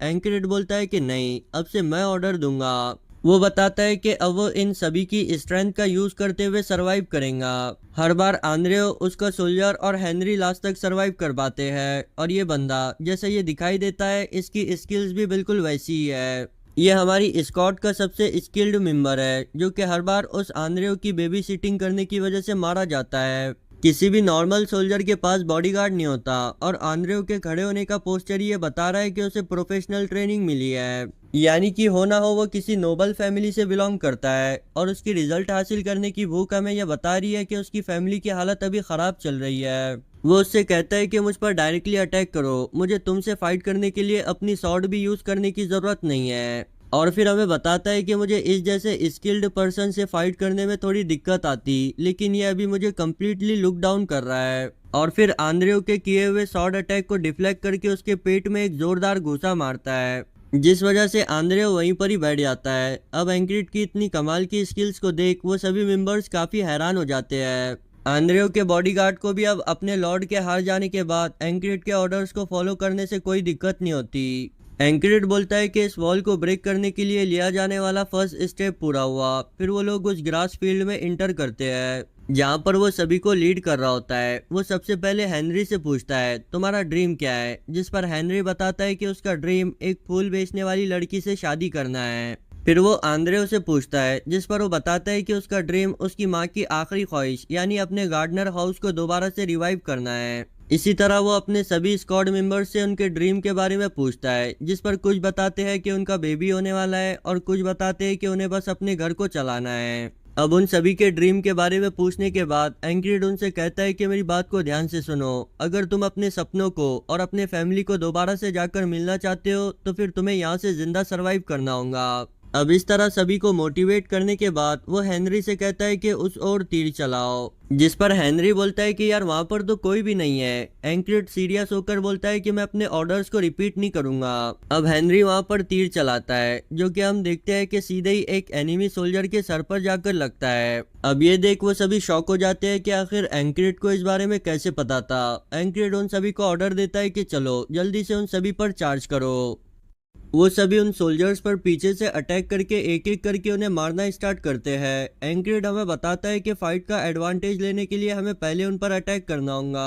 वो बताता है कि यहाँ पर उनकी 8 लोगों की स्क्वाड ने बगैर किसी नुकसान के एनिमी के 12 सोल्जर्स को मार दिया। फिर वो लोग एनिमीज के दूसरे ग्रुप पर अटैक करते हैं और फिर उन्हें भी वो बड़े आराम से मारने में कामयाब हो जाते हैं। एंक्रिड हमें बताता है कि इस ग्रास फील्ड में एक दूसरे को तलाश करना बहुत ही मुश्किल हो जाता है। इससे पहले उनकी पार्टी इसीलिए डिस्कवर हुई थी क्योंकि एनिमीज के सोल्जर इस बीस्ट का पीछा कर रहे थे, लेकिन इस बार एंक्रिड उस ध्यान भटके हुए सोल्जर पर पीछे से अटैक करके उसे मार देता है और इसी के साथ उसके साथी भी बचे हुए सोल्जर्स का काम तमाम कर देते हैं। अब एंक्रिड आगे की ओर बढ़ते हुए हमें बताता है कि एक कैजुअलिटी के साथ उसकी स्क्वाड में अब 6 मेंबर बाकी है। भले ही वो साइकिल को कितनी बार रिपीट क्यों ना कर ले, सभी को एक साथ सेव करना बिल्कुल ही इम्पॉसिबल है। और इस बार उसके साथ अब तक रिपीट किए हुए सभी साइकिल्स में सबसे ज्यादा लोग जिंदा है। वो बताता है कि बार बार साइकिल को रिपीट करने की वजह से उसे एनिमीज के लोकेशन और उनकी क्वांटिटी के बारे में बड़ी अच्छी तरीके से पता है। अगर वो यहाँ से सीधा जाते हैं तो 30 क्रॉसबो वुमेन उन्हें मार देंगी और वो स्पेयरमैन जो कि हमें आखिर तक चेस करते हैं, सबसे पहले हमें उन्हें ठिकाने लगाना होगा। अब उन्हें मारने के बाद आंद्रेव का बॉडीगार्ड बोलता है कि हमें सूरज के डूबने से पहले इस फील्ड से निकलना होगा, वरना हमारे लिए बचना काफी मुश्किल हो जाएगा। मगर एंक्रिड कहता है कि नहीं, हम आगे बढ़ेंगे, मुझे सही डायरेक्शन के बारे में पता है, इसलिए चुपचाप मुझे फॉलो करो। मगर अब उस गार्ड से और चीजें सही नहीं जाती। वो सीधे ही अपनी शॉर्ट निकालकर एंक्रिड के गले पर लगा देता है और उससे कहता है कि कैप्टन, मैं चाहता हूँ कि आप सही डिसीजन को लो, क्योंकि मेरा तुम्हें फॉलो करते हुए मरने का प्लान नहीं है। अगर मुझे सरवाइव करने के लिए तुम्हें मारना भी पड़े तो मैं ऐसा करूंगा। एंक्रिड उससे बोलता है कि तुम भी अच्छे से जानते हो कि अब वापस जाने के लिए हमें काफी देर हो चुकी है, क्योंकि जितना कमोशन हमने रास्ते में फैलाया है उस हिसाब से हमारे वापसी के रास्ते पर एनिमीज खड़े होंगे। बॉडीगार्ड बोलता है, अच्छा तो क्या मुझे यहाँ से आगे तुम्हें फॉलो करना चाहिए? एंक्रिड बोलता है कि मेरी बात को समझो, मैं भी यहाँ तुम लोगों के साथ ही सरवाइव करना चाहता हूँ। आंद्रेव उसे देख बोलता है कि यार मैंने तो ये सोचा था कि ये कोई यूजलेस इंसान होगा, बिल्कुल मेरे फादर की तरह, जिनके पास सब कुछ होने के बाद भी उन्होंने गिव अप कर लिया। लेकिन नहीं, उल्टा ये मुझे मेरी माँ की याद दिलाता है। हमें दिखाया जाता है कि आंद्रेव की मदर मरने से पहले उससे कहती है कि तुम्हें एक अच्छा और काबिल इंसान बनकर अपने हाउस को लीड करना होगा। वो प्रेजेंट टाइम में आगे बढ़कर कहता है कि कैप्टन एंक्रिड, मैं तुम पर ट्रस्ट करता हूँ। फिर अपने बॉडीगार्ड को भी ऐसा ही करने के लिए कहता है। एंक्रिड बोलता है कि ठीक है, फिर जब मैं तुम्हें इशारा दूं तो चुपचाप रेंगते हुए आगे बढ़ना। हम देखते हैं कि वो सभी बड़ी सावधानी के साथ आगे की ओर बढ़ रहे होते हैं। हमें उस ग्रास फील्ड में कई सारे स्पेयरमैन को भी दिखाया जाता है, जिन्हें देख हमारे स्क्वाड मेंबर्स की तो फट जाती है। एंक्रिड बताता है कि काउंटलेस टाइम साइकिल को रिपीट करने के बाद वो इस सेफ रास्ते को ढूंढ पाया है। हम देखते हैं कि वो लोग दबे पांव अपने चारों तरफ मौजूद एनिमी सोल्जर्स की नजरों से बचकर निकल रहे होते हैं। अब उन्हें यूं मूव करते हुए रात हो जाती है। एंक्रिड बोलता है कि सब कुछ उनके प्लान के हिसाब से जा रहा है। उसके साथी मेंबर्स अपने सामने का नज़ारा देख काफ़ी परेशान हो जाते हैं। वो बोलते हैं कि अरे नहीं, इतना हार्ड ट्राई करने के बाद क्या हम डायरेक्टली एनिमीज के कैंप में पहुंच गए। एंक्रिड बताता है कि वो एस्पेन किंगडम के सोल्जर उस ग्रास फील्ड में आने वाले सभी लोगों को मार रहे हैं, क्योंकि यहाँ पर कुछ ऐसा है जो कि वो सभी से छुपाना चाहते हैं। हमें उन कैंप के बीचों बीच कुछ अजीबोगरीब फ्लैग्स को दिखाया जाता है और वहाँ पर कई सारी हड्डियाँ भी पड़ी होती है। ऐसा लग रहा होता है जैसे कि वहाँ पर किसी किस्म का कोई डिमोनिक रिचुअल परफॉर्म हो रहा है। एंकर्ड आगे बढ़ते हुए बोलता है कि क्या होगा अगर यहाँ पर कुछ ऐसा होता है जो कि हमें पकड़ने से ज्यादा इम्पोर्टेंट है, तो फिर हमें जरूर यहाँ से भागने का एक रास्ता मिल जाएगा। अब फिर से वो बॉडीगार्ड एंक्रिड से कहता है कि हे, क्या तुम एनिमीज के कैंप में आग लगाना चाहते हो? क्या तुम्हारा दिमाग तो जगह पर है? तुम जानते हो ना कि तुम अपने साथ साथ हम सभी की जान को भी खतरे में डाल दोगे। एंक्रिड उससे बोलता है कि मुझे पहले अपना नाम बताओ। वो बॉडीगार्ड बोलता है कि मेरा नाम मैक है। एंक्रिड बोलता है कि सुनो मैक, मैं यहाँ से आगे तुम्हारी और बकवास को नहीं सुनने वाला, चुपचाप मुझे फॉलो करो। अब मैक को गुस्सा तो बहुत आता है, लेकिन आंड्रे उसे चुप करा देता है। फिर वो लोग एंक्रिड को फॉलो करते हुए एक एनिमी के कैंप के पीछे पहुंचते हैं। अब एंक्रिड सीधे ही अपनी सॉर्ड का यूज करते हुए उसे फाड़ देता है और फिर हमें दिखाया जाता है कि उस कैंप के इनसाइड में कोई भी नहीं होता। मैक तो ये देख यही सोच रहा होता है कि आखिर इस बंदे को चीजें इतने ज्यादा एक्यूरेटली कैसे पता है। ये एनिमीज के बेस में बिल्कुल ऐसे फिर रहा है जैसे कि उसका खुद का बेस हो। अब वो लोग आगे बढ़ते हुए उस फ्लैग के काफी करीब पहुंच जाते हैं। एंक्रिड हमें बताता है कि जब वो पहली बार यहाँ पर आया था तो इस फ्लैग के करीब पहुंचने से पहले ही उसे सोल्जर्स ने मार दिया। यहाँ मौजूद सोल्जर्स का मेन ऑब्जेक्टिव उस फ्लैग को प्रोटेक्ट करना है। अब इन सभी चीजों को नोटिस करने के बाद मैक के दिमाग की बत्ती जलती है। वो बोलता है कि अब मुझे समझ आ रहा है कि आखिर क्यों कंपनी कमांडर ने उसे यहाँ पर हमारे साथ भेजा है। वो जरूर यहाँ पर अपने सीक्रेट मिशन को कंप्लीट करने के लिए आया होगा, इसीलिए स्टार्टिंग से ही उसने इस पूरी सिचुएशन को अपने अंडर में ले लिया। एंक्रिड बोलता है कि एस्पेन किंगडम के सोल्जर्स उस फ्लैग को प्रोटेक्ट करने के लिए कुछ ज्यादा ही बिजी है। एंक्रिड उन्हें आखिरी बार मोटिवेट करते हुए बोलता है कि इस दिन को हम सरवाइव करके रहेंगे। वो उन्हें अपने प्लान को समझाते हुए बोलता है कि अब यहाँ से आगे हमें दो हिस्सों में तब्दील होना होगा, जिनमें से एक चारा बनकर सोल्जर्स के ध्यान को भटकाएगा और दूसरा यहाँ पर आग लगाने का काम करेगा। मैक बोलता है कि मैं चारा बनूंगा। एंक्रिड ये देख सोचता है कि आखिर ये कब से इतना कोऑपरेटिव हो गया। वो बताता है कि इस बार उसके साथ सबसे ज्यादा सर्वाइवर्स मौजूद है, यानी कि ये उसका अब तक का रिपीट किया हुआ सबसे बेहतर दिन है। अब प्लान के हिसाब से मैक चारा बनने की एक्टिंग करते हुए उन सोल्जर्स के ध्यान को अपनी ओर खींचने लगता है। वहीं एंक्रिड उन सोल्जर्स के जाने के बाद एक मशाल लेकर उस फ्लैग को जलाने के लिए आगे की ओर बढ़ता है, लेकिन हम देखते हैं कि तभी कोई उसके पास में अपीयर होता है, जो कि अपनी शॉर्ट को स्लैश करते हुए सीधे ही एंक्रिड के पकड़े हुए मशाल को काट देता है। एंक्रिड को ये देखने के बाद अपनी आंखों पर यकीन नहीं होता। वो बोलता है कि ये क्या, मैंने तो इस बंदे को अपने करीब आते हुए महसूस भी नहीं किया। और इतनी बार साइकिल को रिपीट करने के बावजूद भी वो एक भी बार एंक्रिड को दिखाई नहीं दिया। वो बोलता है कि आखिर इस जैसा मॉन्स्टर यहाँ पर कर क्या रहा है। अब वो एंक्रिड पर अटैक करने ही वाला होता है कि एंक्रिड उससे कहता है कि देखो तुम्हें काफी देर हो रही है। हम देखते हैं कि उसके साथी चारों तरफ आग लगाना स्टार्ट कर देते हैं। उस आग के कारण पूरे बेस में भगदड़ मची होती है। वो एनिमी अपने साथियों को ऑर्डर दे रहा होता है कि सबसे पहले उस आग को बुझाने का काम करो। एंक्रिड उसके भटके हुए ध्यान को देख उस पर अटैक करने का डिसाइड करता है और फिर वो अपने स्टैब मूव को बड़े ही परफेक्ट तरीके से परफॉर्म करता है, लेकिन वो पर्सन उसके अटैक को डॉज कर लेता है। सिर्फ यही नहीं, उसने तो उस पर अटैक भी किया होता है, जिस वजह से एंक्रिड को काफी दर्द होने लगता है। वो बताता है कि यार मेरी करंट स्किल लेवल के साथ मैं इसका मुकाबला नहीं कर सकता। वो पर्सन एंक्रिड को बड़ा ही टेरिबल लुक दे रहा होता है। एंक्रिड बताता है कि उसने यहाँ तक आने में बहुत मेहनत की है। उसे लगा था कि वो फाइनली अपने आज के लूप से आजाद हो जाएगा, लेकिन तुम मुझे अपने लूप की ट्रू वॉल नजर आ रहे हो। अभी अगर इस हालत में मैं तुम्हें चैलेंज करता हूँ तो डेफिनेटली मारा जाऊंगा, और लगता है कि मुझे अब ऐसे ही कई सारे लूप को रिपीट करना होगा तुम्हें हराने के लिए। अब यही सोच सोच कर वो अपनी वही पागलों वाली हंसी हंसने लगता है, जिसे देख वो पर्सन को और ज्यादा गुस्सा आ जाता है। वो अटैक करते हुए बोलता है कि मैं तुझे मारकर कुत्तों को खिला दूंगा। एंक्रिड भी फाइट के लिए रेडी होते हुए बोलता है कि मैं भी इस वॉल को ओवरकम करके दिखाऊंगा। वो दोनों एक दूसरे के साथ बड़ा ही जबरदस्त क्लैश करते हैं, मगर हम देखते हैं कि वो पर्सन एंक्रिड के अटैक को डिफ्लेक्ट करके उस पर एक जोरदार अटैक करता है। जिसे कि एंक्रिड डॉज कर लेता है। वो पर्सन कंटिन्यूसली एंक्रिड पर अटैक करने लगता है। एंक्रिड को भी अब उन अटैक्स को डॉज करने में काफी दिक्कत आ रही होती है। वो सोचता है कि क्या सच में हम दोनों के बीच स्किल्स का इतना बड़ा गैप है। वो तो मुझे काउंटर अटैक करने का मौका भी नहीं दे रहा। अब एंक्रिड पीछे हटते हुए अपने डैगर से उस पर अटैक करता है, जिसे कि वो पर्सन अपने हाथ में पहने हुए दस्ताने से ब्लॉक करता है और फिर से डरावने से चेहरे के साथ अपनी स्वॉर्ड लेकर एंक्रिड पर अटैक कर देता है। लेकिन तभी उसे सोल्जर्स की आवाज सुनाई देती है, जो कि ये कह रहे होते हैं कि इन कमीनों ने आग में तेल डाल दिया, जिस वजह से आग और ज्यादा भड़क रही है। और फिर हम देखते हैं कि उस आग की वजह से वो फ्लैग भी जलने लगता है। पीछे मौजूद एक सोल्जर एंक्रिड से फाइट कर रहे पर्सन को प्लाटून कमांडर कहकर बुलाता है और कहता है कि क्या तुम्हें समझ नहीं आ रहा कि अभी इस वक्त हमारे लिए क्या ज्यादा इम्पोर्टेंट है। प्लाटून कमांडर ये सुन बोलता है कि यार मैं ये समझ पा रहा हूँ कि हमारे लिए क्या ज्यादा इम्पोर्टेंट है, लेकिन ये बंदा ऐसा लग नहीं रहा कि ये फाइट किए बिना यहाँ से वापस जाएगा। और फिर वहां से मुड़कर जाते हुए बोलता है कि हम दोबारा मिलेंगे।